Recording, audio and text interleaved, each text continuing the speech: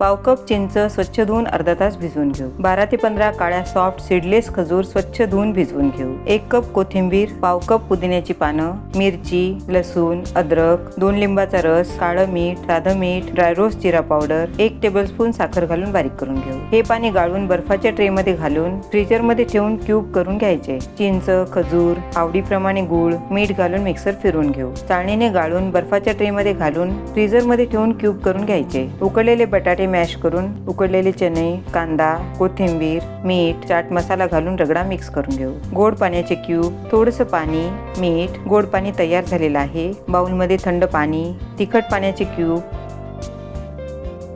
पाणीपुरी मसाला, चाट मसाला, आवडीप्रमाणे मीठ, बुंदी घालून घेऊ. चटपटीत पाणी तयार झालेलं आहे. पाणीपुरीची पुरी फोडून रगडा, तिखट पाणी, गोड पाणी घालून घेऊ. मस्त चटपटीत पाणीपुरी तयार झालेली आहे. लाईक, शेअर आणि सबस्क्राईब करायला विसरू नका.